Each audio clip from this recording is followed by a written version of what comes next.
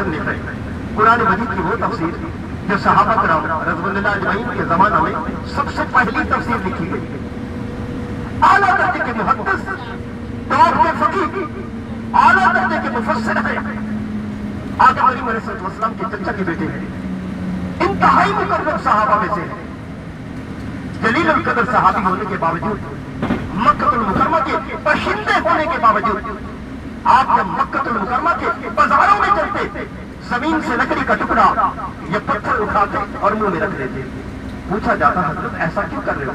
तो आप फरमाने लगते, मुझे डर है इस बात का कि ऐसा ना हो गलती से भूल कर मेरी जबान से कोई ऊंची आवाज में जुमला निकल जाए जिससे हरम की बेअदबी हो जाएगी और कल क़यामत के दिन अल्लाह मेरी पकड़ कर देगा।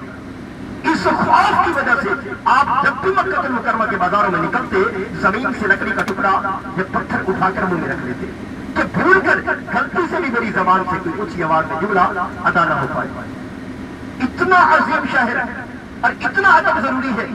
तो सामीन मुहतरम, जब वो ऐसे मुकद्दस अजीम लोग इतना अदब कर रहे हैं, तो हम तो उनके सामने मट्टी के तिनके के बराबर भी नहीं, मट्टी के ढेले के बराबर भी नहीं है।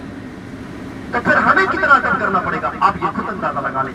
अल्लाह हम सबको मुकम्मल तौर पर अदब और इहतराम की तौफीक अता फरमाए। तो सामीन मुहतरम, जिसने भी अदब किया, अल्लाह उसके छोटे छोटे अमाल को भी इन पहाड़ों के बराबर बड़ा कर देगा। आदाब क्या है? बदनजरी से बचना, झूठ से बचना, चुगलखोरी से बचना, गीबत से बचना और हर किस्म के लड़ाई झगड़े से मुकम्मल गुरेज करता है। ये सारे के सारे मक्कतुल मुकर्रमा के आदाब हैं। बदनजरी बहुत बड़ा गुनाह है और हम इसको गुनाह ही नहीं समझते। झूठ भी बहुत बड़ा गुनाह है, चुगलखोरी भी, गीबत भी और लड़ाई झगड़ा मुकम्मल इन चीजों से परहेज करना है। अल्लाह हम सबको अमल की तौफीक अता फरमाए। तो सामीन मुहतरम, अभी हम मक्कतुल मुकर्रमा के मुकद्दस मकामात की तरफ निकले हैं और हमारी सबसे जो पहली ज़ियारत है वो जबल सौर है। ये जबल सौर क्या है? तवज्जो फरमाएं। सामीन मुहतरम, महबूब खुदा अशरफुल अंबिया सरवर कौनैन सरकार दो आलम सल्लल्लाहु अलैहि वसल्लम की ज़ात अक़दस आप अलैहिस्सलातु वस्सलाम पर जब मक्कतुल मुकर्रमा के मुशरिकीन ने जुल्म और सितम की इंतहा कर दी, तो अल्लाह की तरफ से हुक्म हुआ, आए मेरे महबूब, आप हिजरत करें और मदीनतुल मुनव्वरा के सफर पर रवाना हो जाएं। तो आका करीम अलैहिस्सलाम के पास उस वक्त मक्कतुल मुकर्रमा के लोगों की कुछ अमानतें थी। आपने वो सारी की सारी अमानतें हजरत अली इब्न मुर्तज़ा करमल्लाहु वजहुल करीम के सुपुर्द की और खुद वहां से निकले और मदीनतुल मुनव्वरा के सफर पर रवाना हो गए। आप सल्लल्लाहु अलैहि वसल्लम ने हजरत सैयदना सिद्दीक़ अकबर रज़ियल्लाहु तआला अन्हु को अपने साथ लिया सफर के अंदर, और सबसे पहले जिस जगह पर इस सफर से निकलकर इब्तिदा की वो जबल सौर है। आप जब जबल सौर के दामन में पहुंचे तो उस वक्त आका करीम अलैहिस्सलातु वस्सलाम के पांव की तरफ हजरत सैयदना सिद्दीक़ अकबर रज़ियल्लाहु अन्हु ने देखा तो पांव में फरम पड़ चुके थे। आपने नबी करीम सल्लल्लाहु अलैहि वसल्लम को अपने कंधों पर बिठाया, अपने शोल्डर पर सवार किया और पहाड़ के ऊपर चढ़ना शुरू कर दिया। चढ़ते चढ़ते पहाड़ के एंड में, लास्ट में, बिल्कुल एंड में जाके आप खड़े हो गए। वहां पर बिल्कुल पहाड़ के एंड पर, चोटी पर एक गार वाक़ई है जिसका नाम है गारे सौर। तो सामीन मुहतरम, असल में सौर कहते हैं कोहान को, बैल की कोहान को सौर कहते हैं। तो इसलिए उस कोहान की मानद क्योंकि उसकी शक्ल है, इसलिए उसको जबल सौर के नाम से याद किया जाता है। और वो गार भी बिल्कुल उसी तरह है, तो इसलिए उसको गारे सौर कहा जाता है।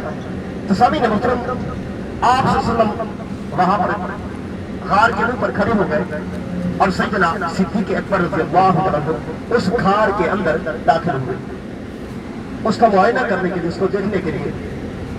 आपने क्या देखा कि गार काफी मैली कुचैली है।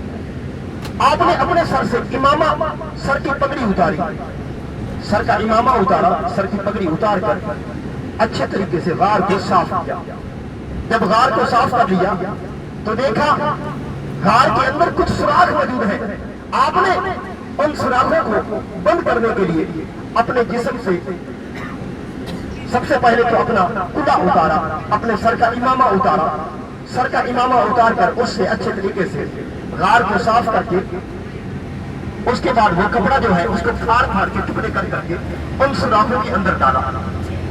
چند سوراخ بچ گئے تو آپ نے اپنے جسم سے کرتا اتارا، اپنا قمیض اتارا، اس کو پھاڑا، اس کے ٹکڑے کیے، وہ بھی ان سوراخوں کے اندر ڈال دیا۔ پھر بھی ایک سوراخ بچ گیا تو آپ نے اس سوراخ کے اوپر اپنے پاؤں کی ایڑی رکھی اور رکھ کر بیٹھ گئے، اور آقا کریم علیہ السلام کو آواز دی، آقا اندر تشریف لائیے۔ نبی کریم صلی اللہ علیہ وآلہ وسلم اندر تشریف لائے اور سیدنا صدیق اکبر رضی اللہ عنہ کی گود میں سر رکھ کر آرام فرمانے لگے۔ تو سامعین محترم، تھوڑی دیر گزری، آقا کریم علیہ السلام کی آنکھ لگ گئی، آپ سو گئے۔ کسی زہریلی چیز نے سیدنا صدیق اکبر رضی اللہ عنہ کے پاؤں میں ڈنگ مارا، تکلیف پہنچائی۔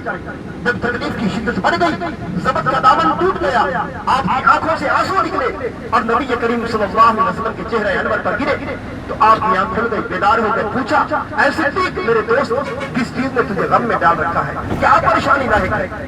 تو آپ فرمانے لگے، اللہ کے محبوب، بس اور تو کوئی پریشانی نہیں، تو کوئی زہریلی چیز میرے پاؤں کو ڈنگ مار رہی ہے، تکلیف پہنچا رہی ہے۔ اس تکلیف کی شدت کے بڑھ جانے کی وجہ سے میری آنکھوں سے آنسو نکل آئے۔ تو سامعین محترم، آقا کریم علیہ السلام نے فرمایا کہ اے صدیق میرے دوست، پاؤں کو پیچھے ہٹاؤ۔ فرمانے لگے، اگر میں پاؤں کو پیچھے ہٹاتا ہوں تو اللہ کے محبوب وہ چیز کہیں آپ کو نہ تکلیف پہنچا دے، اس لیے میں پاؤں کو پیچھے نہیں ہٹاتا۔ تو آخر کر آقا کریم علیہ السلام نے پھر حکمن کہا، جب پیغمبر حکم دے دے تو عمل کرنا لازم ہو جاتا ہے۔ اس لیے آقا کریم علیہ السلام کے حکم دینے پر سیدنا صدیق اکبر رضی اللہ عنہ نے اپنے پاؤں کو پیچھے ہٹایا اور نبی کریم صلی اللہ علیہ وآلہ وسلم نے ان کے پاؤں پر اپنے منہ سے لعاب نکالا اور لگا دیا۔ اللہ نے اس لعاب کی برکت سے ان کو شفا عطا کر دی، زہر کا اثر ختم ہو گیا، کافور ہو گیا، جاتا رہا۔ اور آخر کار سامعین محترم، اب وہ ڈنگ مارنے والی چیز کیا تھی؟ بعد رات میں بعد مورخین نے بچھو کا ذکر کیا، بعد میں سانپ کا ذکر کیا، لیکن حدیث مبارکہ میں صراحت کے ساتھ نہ تو سانپ کا ذکر ہے نہ بچھو کا ذکر ہے۔ تو سامعین محترم، بس وہاں زہر والی چیز کا ذکر ہے۔ اب وہ ہر کسی نے اپنے اپنے مختلف محدثین نے اپنی اپنی قیاس آرائی بیان کی۔ تو سامعین محترم، بہتر اللہ کی ذات جاننے والی ہے کہ وہ سانپ تھا یا بچھو تھا، جو بھی چیز تھی۔ آخر کار نبی کریم صلی اللہ علیہ وسلم نے حضرت سیدنا صدیق اکبر رضی اللہ عنہ کے ساتھ مل کر 3 راتیں 2 دن اسی غار کے اندر قیام فرمایا، ٹھہرے۔ تو سامعین محترم، آپ جب اندر داخل ہوئے تو اللہ نے راتوں رات ایک مکڑی کو حکم دیا، مکڑی نے غار کے منہ پر جالا بنا دیا۔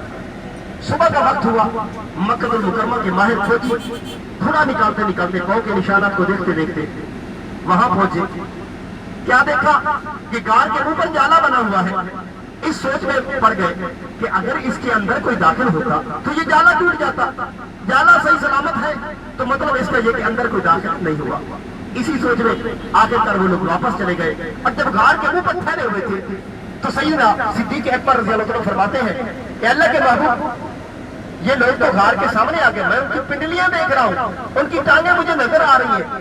تو آقا کریم علیہ السلام نے فرمایا کہ لا تحزن ان اللہ معنا، اے صدیق میرے دوست، غم نہ کر، پریشان نہ ہو، اللہ ہمارے ساتھ ہے۔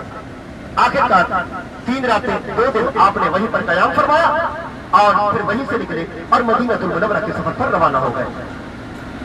تو اب ہم جبل ثور کے مقام پر پہنچ چکے ہیں۔ انشاءاللہ کوئی مناسب جگہ دیکھ کر گاڑی پارکنگ کرتے ہیں اور اس کے بعد انشاءاللہ نیچے اترتے ہیں اور اس کا دیدار کرتے ہیں۔